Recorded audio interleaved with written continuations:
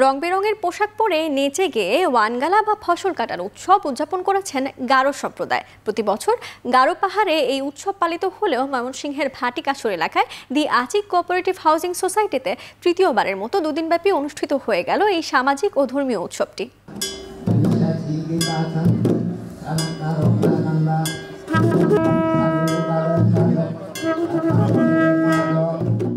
আদুরি আর মাদলের সুরে সুরে প্রকৃতির আলো বাতাস রূপরস গন্ধে এক পাহাড় থেকে আরেক পাহাড়ে পৌঁছে যাচ্ছে ধন্যবাদ বার্তা। পেকেছে জুমসহ গ্রামের মাঠে মাঠে নতুন ফসল।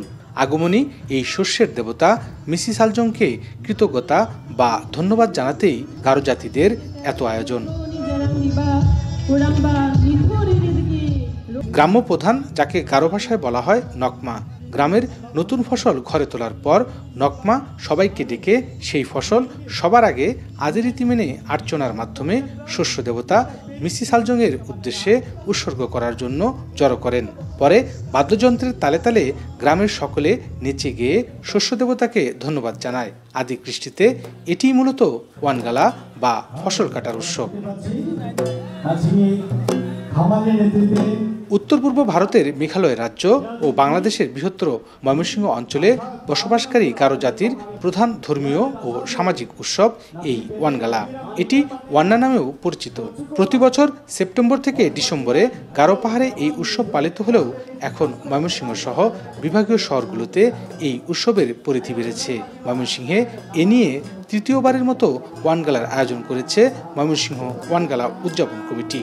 এই বছরে আপনার খরা বৃষ্টি বলেন, আপনার রোদ বলেন, বিভিন্ন প্রাকৃতিক দুর্যোগ বলেন, এখান থেকে যে ফসল তো তিনি রক্ষা করেছেন এবং সেই কারণে আমরা প্রথম যে ফসলের উত্তোলনটা আমরা আমাদের মিসি সালজংকে আমরা উৎসর্গ করি এবং সেই নিরিখেই এই ওয়ানগালা অনুষ্ঠানটা। নতুন প্রজন্মের কাছে এটা বলতে চাই, এরা তো আসলে অনেক ক্ষেত্রে এই ওয়ানগালার তাৎপর্য জানে না।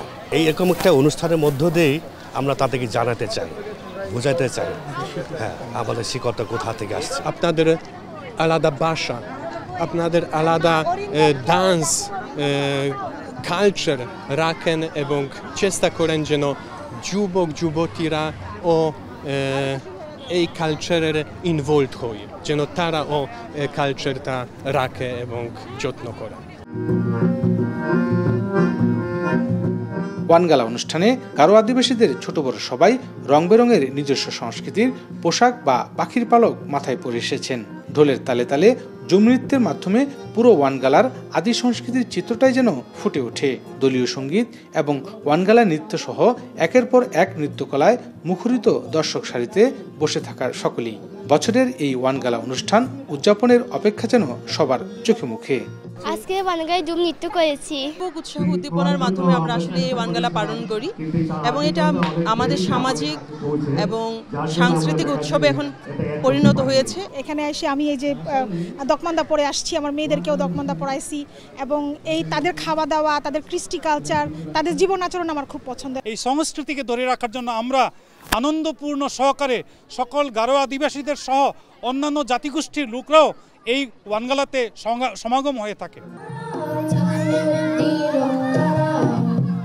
তবে সময়ের আবর্তে বদলে গেছে গারোদের আদি উৎসবগুলো। ওয়ানগালা উৎসবেও এসেছে পরিবর্তন। এখন কেবল নাচ গান আর আচার অনুষ্ঠানের মধ্যেই সীমাবদ্ধ নেই। উৎসবকে কেন্দ্র করে বসেছে মেলা। বিভিন্ন স্টলে নানা রঙের পোশাকের পসরা নিয়ে বসেন গারো নারী উদ্যোক্তারা। আমাদের এখানে হচ্ছে বিভিন্ন ধরনের আইটেম পাওয়া যায়। এর মধ্যে হচ্ছে আমাদের পাটি সপ্তাহ, তারপর হচ্ছে কেক, মালপোয়া, নারিকেলের নাড়ু, তারপর হচ্ছে বিভিন্ন ধরনের আচার। আমাদের ঐতিহ্যবাহী খাবার যেগুলা এবং আমাদের বিলুপ্ত প্রায় যে খাবারগুলো যেগুলো নতুন প্রজন্ম জানে না, সেগুলো আমরা দেখানোর চেষ্টা করি। ওয়ানগালা অনুষ্ঠান প্রকৃতিপ্রেমী গারো মান্দিদের বংশ পরম্পরায় টিকে থাকবে, পাশাপাশি সমৃদ্ধ হবে গারোদের নিজস্ব কৃষ্টি ও সংস্কৃতি। এমনটাই প্রত্যাশা করছেন সংশ্লিষ্টরা। ধর্ম আরেকটা জিনিস, সংস্কৃতি আরেকটা জিনিস। তো সেই ক্ষেত্রে সংস্কৃতিকে ধরে রাখার জন্য ওয়ানগালার মতো একটা অনুষ্ঠান আয়োজন করা খুবই জরুরি।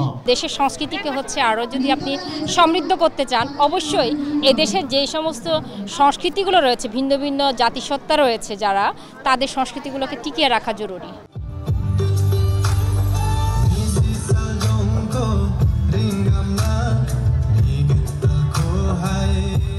ওয়ানগালার মতো এমন অনুষ্ঠান প্রতি বছর আয়োজনের প্রত্যাশার কথা জানান আয়োজকরা।